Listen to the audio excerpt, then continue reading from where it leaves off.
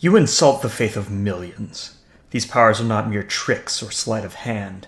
They cannot be called magic. They are miracles granted by the twin divinities we all venerate. You would do well to remember it. Name redacted, priest of the Church of the Twin Gods. The arcane is fundamentally a domain of chaos, characterized by mind-bending fractals and iridescent unreality. The mages that practice arcane occultism are afflicted by crystalline growths and riddled by inexplicable voids, their minds bent by increasingly abstract metaphysics and mathematics. Merely interacting with the visual manifestations of arcane power presents a mimetic hazard, and the entities tied to the arcane even more so, requiring quarantine of those exposed and termination of those found to be affected. Anything less risks the further spread of the infection. Unfortunately, the continued insistence of the Church of the Twin Gods that some arcane practices are, in fact, miracles, makes containment much more politically fraught than when dealing with demonic or eldritch forces. The fact that powerful arcane manifestations are typically contained to ley lines and ley nexes, places of power connecting sites of significance, makes the effort somewhat more tenable.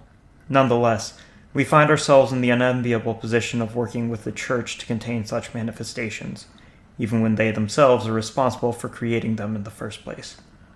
Remember, Agent, standard procedure requires that any arcane practitioner be handed over to the locally designated Church liaison.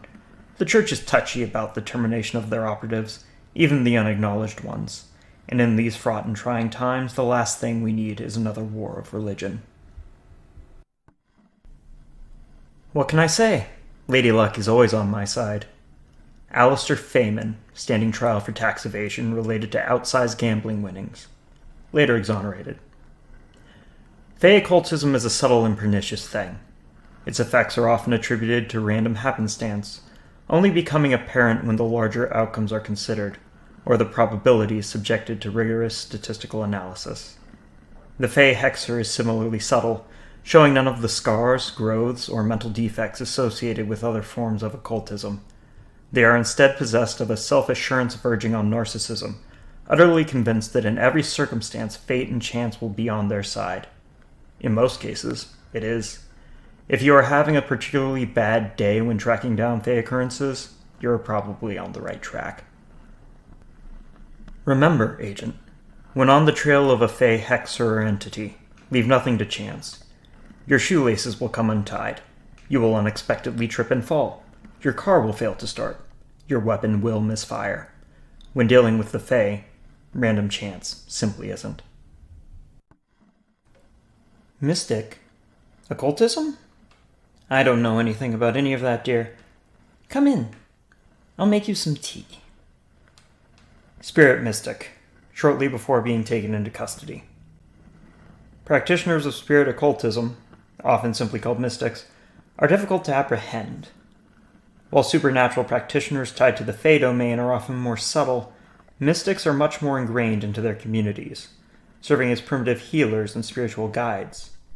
While our government has made great strides in stamping out occultism in favor of modern science and medicine, even large settlements inevitably have those that try to sell tinctures, tonics, spiritual healing, and protective talismans to the desperate, and all using the same language and symbolism around a world tree and natural spirits. Those that deliver results, while a small minority, are often a well-kept secret, though thankfully a fairly benign one.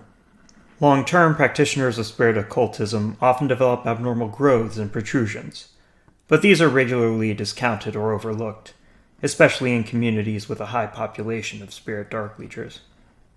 Many entities of the spirit domain are often similarly overlooked, as they tend to blend into the natural world and be of little consequence if left undisturbed.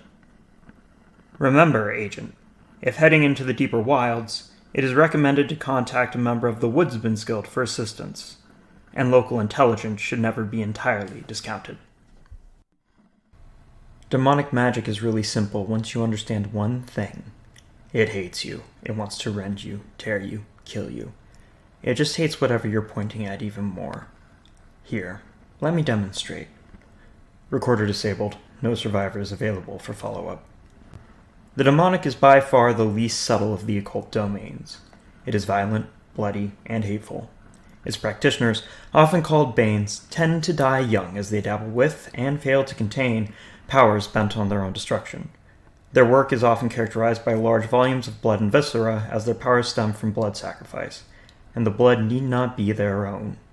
Ritualistic human sacrifice is therefore often, though not always, traced to demonic occult practitioners.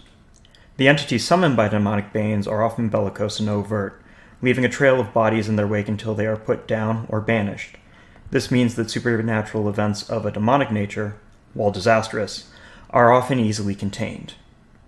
Remember, Agent, it doesn't take specialized knowledge of the occult to spot a demonic event. When faced with the carnage, your job is not to investigate. It is to reduce the overall loss of life, by any means necessary. Everyone thinks we are crazy. What they fail to understand is that we are the only sane people alive. We see the truth behind reality that your lying eyes hide from you.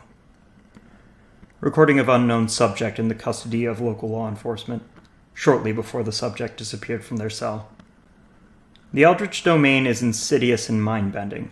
The accounts provided by survivors of Eldritch phenomena are often confusing and illogical, contradicting each other and even themselves. As such, they are typically discounted as mass hysteria or shared delusions, ordinary events that nonetheless scar the mind of anyone who witnesses them. Occult practitioners of the Eldritch domain, typically called evokers, are by definition insane, gradually losing their grip on reality as they delve deeper into the depths of their art, and disregarding the health of their bodies as their minds fray.